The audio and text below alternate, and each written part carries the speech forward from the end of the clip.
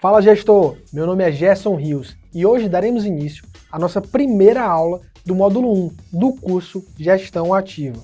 Essa aula é sobre conhecendo o seu próprio negócio. É isso mesmo, eu não estou dizendo que você não sabe como funciona o seu negócio. Estou apenas falando que existem alguns fatores, características que você precisa conhecer de forma mais aprofundada.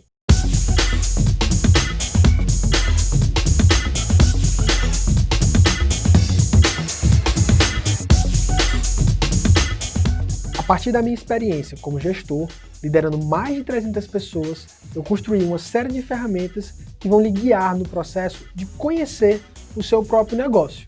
Além disso, você terá acesso a uma série de vídeos, e-books e planilhas que vão lhe auxiliar durante todo esse processo. Falando nisso, vamos lhe apresentar agora a nossa primeira ferramenta, o Golden Circle, ou Círculo Dourado. Essa ferramenta foi apresentada pela primeira vez num TED Talks pelo inglês Simon Sinek, basicamente mostrando como algumas empresas se destacavam no mercado e como outras, mesmo sendo pioneiras, não tinham o mesmo resultado, principalmente em relação à prosperidade, o tempo que essas empresas passavam tendo resultados de sucesso. Essa ferramenta é o Golden Circle e ela pode funcionar de duas maneiras.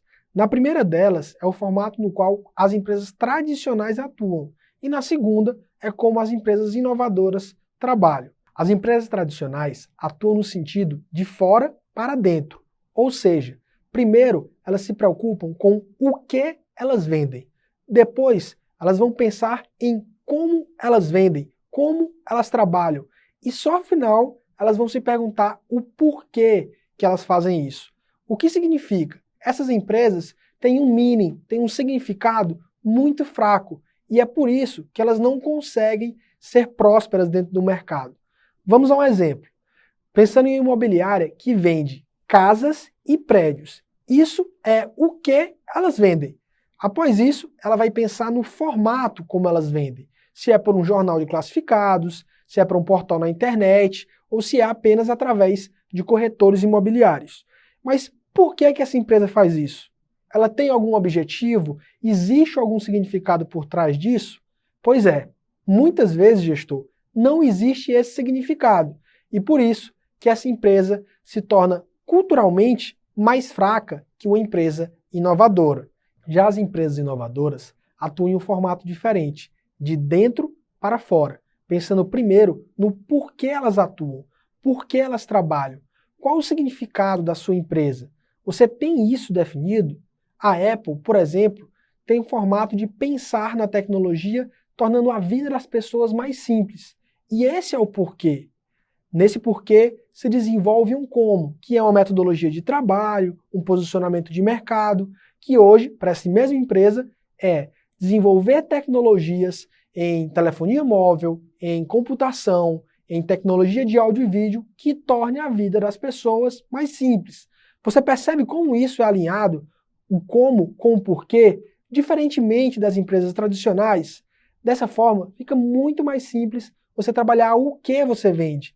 E é por isso que quando a Apple decide lançar o próximo iPhone, o próximo iMac, as pessoas não se perguntam quais as novas características que tem nesse produto.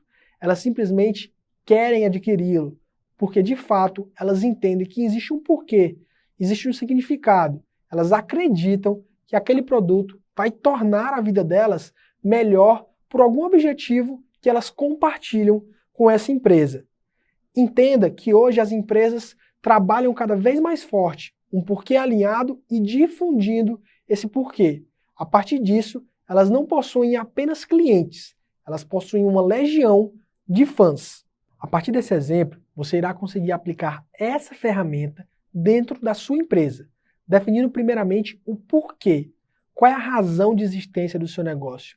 Qual o significado que você dá para os seus clientes? Assim, você vai definir como você trabalha, como é que você se posiciona no mercado.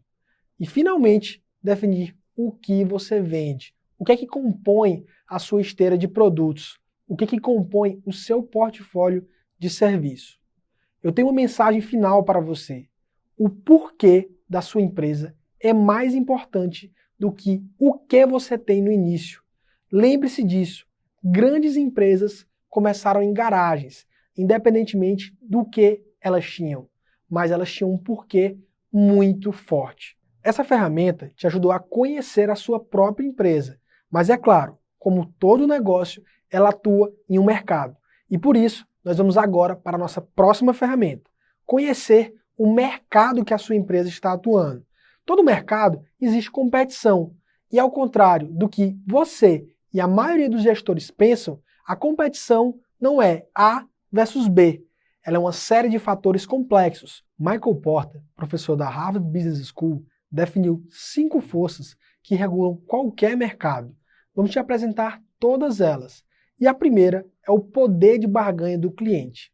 O seu cliente sempre vai estar querendo comprar um pouco mais barato ou receber em um volume um pouco maior. Por exemplo, você já se viu comprando uma passagem de avião um pouco mais cara, sendo que você está vendo que tem uma outra companhia aérea vendendo essa passagem um pouco mais barata? Provavelmente não.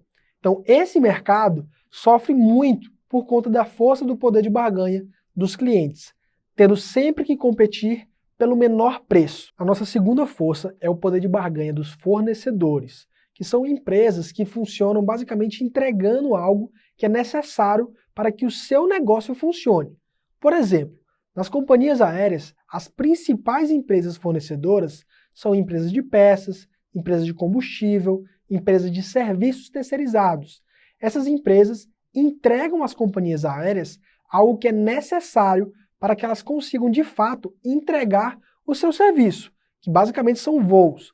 Por exemplo, as empresas de combustível estarão sempre querendo ofertar combustível a um preço um pouco maior, para que assim aumentem a sua própria margem de lucro. Por outro lado, as companhias aéreas se esforçarão para que o combustível fique sempre na mesma faixa de preço, para que isso não impacte no custo de realização de um voo. Ficou claro? Deu para perceber como o poder de barganha do seu cliente e do seu fornecedor podem exercer uma alta influência no seu negócio? Pois vamos para a nossa próxima força, a ameaça de novos entrantes. Você já parou para pensar quanto uma empresa tem que investir para entrar no mercado de aviação? Quantos aviões ela precisa comprar? Qual o tamanho da equipe que ela precisa treinar? Quantas licenças ela precisa adquirir? É um valor bem alto. O volume de investimento na compra de novos aviões, a quantidade de funcionários que precisam ser contratados e a aquisição de licenças tornam quase que impossível que seja criada uma nova companhia aérea todos os dias, diferentemente de outros mercados, que você tem uma barreira de entrada bem menor. É importante que você entenda que o impacto que uma força exerce sobre o mercado que você trabalha pode variar ao longo do tempo.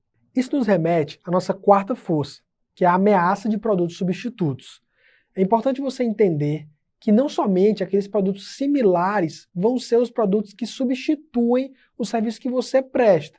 Por exemplo, as companhias aéreas não podem se comparar somente com companhias de trem, companhias de navio. Elas precisam ser visionárias e entender que em 2020, por exemplo, as companhias de telecomunicação, chamada de vídeo, internet, passaram a ser seus grandes concorrentes. Por conta da pandemia ocasionada pelo Covid-19, várias viagens de trabalho passaram a ser evitadas e as companhias de telecomunicação surgiram como uma solução alternativa através das videoconferências, reuniões por chamada de vídeo e ambientes que funcionaram a partir de agora somente em home office. Essa força foi bastante alterada por conta de um fator que nenhuma companhia previa anteriormente e teve que se readaptar. Fique atento ao comportamento dessas forças e o poder de influência delas dentro do seu mercado. Agora, nós vamos para a nossa quinta e última força, a rivalidade entre os concorrentes.